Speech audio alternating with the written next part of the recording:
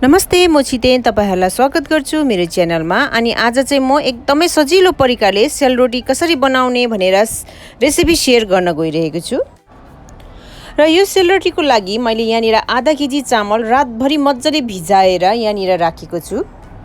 र यहाँनिर मैले 1 कप आटा लिएको छु। मैदा आटा तपाईहरुले जे पनि युज गर्न सक्नुहुन्छ।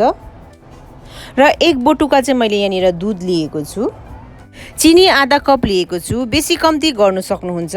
ठुलो चम्चीको 2 चम्ची चाहिँ घिउ लिएको छु यहाँ मैले। अनि अलिकति ल्वाङ र अलैची पनि लिएको छु।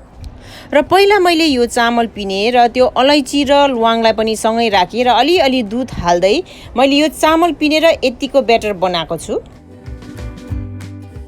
अब यो ब्याटरमाथि म यो घिउ राख्दै छु र घिउ पनि मैले अलिअलि बिल्लाएको छु।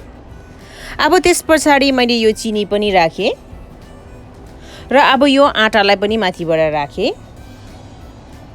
अब यही चम्चीले म यसलाई अलिअलि चलाउँदै छु। मैले यो सेल रोटीको ब्याटरको लागि दूध नै युज गरिरहेको छु। तपाईले दूधको सट्टामा पानी पनि युज गर्न सक्नुहुन्छ। दूधले एकदमै टेस्ट राम्रो दिन्छ र कलर पनि राम्रो दिन्छ सेल रोटीलाई। त्यही भएर मैले यहाँनिर दूध युज गरिरहेको छु र अलिअलि दूध राख्दै अब सेल रोटीको ब्याटर बनाउनपट्टि लागौं।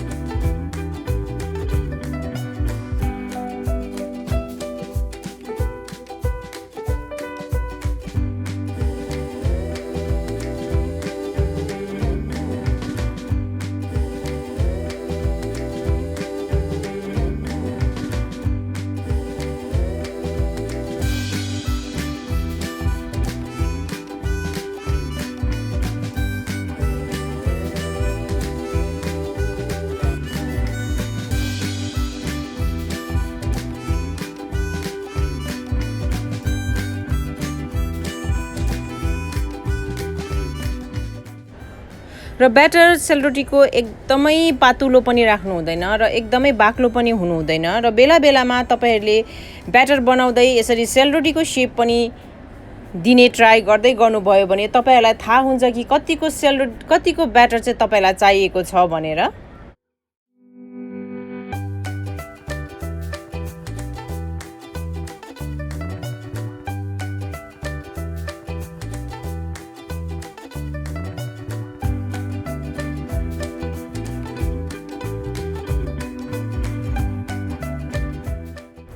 र अब मेरो ब्याटर रेडी भइसकेको छ र मैले यति दूध उबारेर राखे। अहिले बादमा अलिकति फेरि थप्नु पर्यो। यही दूध म थपेर फेरि यो ब्याटरलाई रेडी गर्छु। अब ढकनी लाएर छोपेर राखिदिने जबसम्म तेल रेडी हुँदैन तबसम्म। अब यो तातो प्यानमाथि मैले यो 1 लिटर तेल सबै राख्दै छु। अब तेल तात्यो कि तातेन भनेर अलिकति ब्याटर यो बाँसको डन्ठामा लगाएर ट्राई गर्दैछु र तेल मजाले तातिसकेको छ अब। र अब एक-एकवटा सेल रोटी यसरी पोल्दै जाने। मैले यहाँनिर हातले बनाइरहेको छु। तपाईहरुले प्लास्टिकको बोतल काटेर त्यसले पनि बनाउन सक्नुहुन्छ। एकदमै राम्रो बनिन्छ। र अब सबै सेल रोटीहरू यसरी नै बनाउँदै जाने हो। र सेल रोटीको शेप आएन भनेर अत्तालिनु पनि पर्दैन। हातले हाल्दा सेल रोटी एकैतालमा कहिले पनि राम्रो शेपमा आउँदैन। 2-3 पल्ट हाल्नै पर्छ। तब चाहिँ तपाईहरुको सेल रोटीको शेप एकदमै राम्रो हुँदै आउँछ। र तपाईले प्लास्टिकको बोतलहरू अथवा कुनै बटुकाहरू युज गर्नुभयो सेल रोटीको लागि भने मात्र तपाईहरुको सेल रोटीको शेप एकदमै परफेक्ट हुन्छ। हातले बनाउँदा एकैतालमा तपाईहरुको सेल रोटीको शेप एकदमै परफेक्ट हुँदैन। र नअत्तालिकिन 2-3 पल्ट हालेर बिगारेर त्यहाँदेखि मात्र सिक्नु हुनेछ। र बनाएर ट्राई गर्नुहोस् अनि कस्तो हुन्छ कमेन्ट गर्नु चाहिँ एकदमै नबिर्सिनुहोस् है मलाई।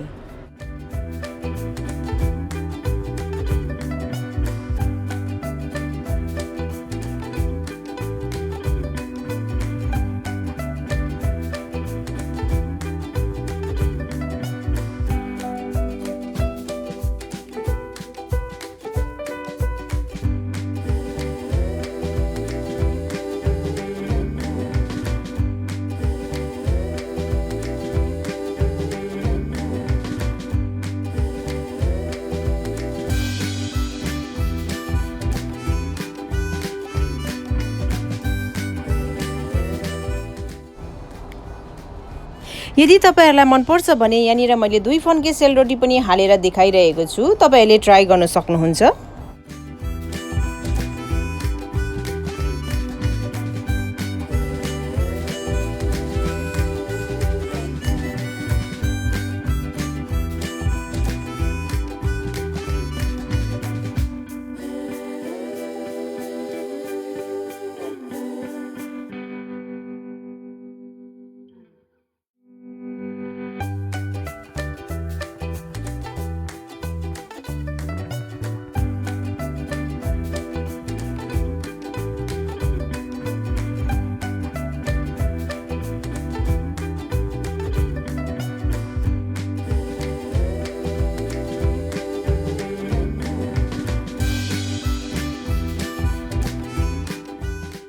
मलाई आशा छ तपाईहरुलाई आजको मेरो यो सेलरोटीको रेसिपी एकदमै मन पर्छ होला भनेर। यदि मेरो च्यानलमा नयाँ हुनुहुन्छ भने प्लिज च्यानललाई सब्स्क्राइब गर्नु चाहिँ नबिर्सिदिनुस् है।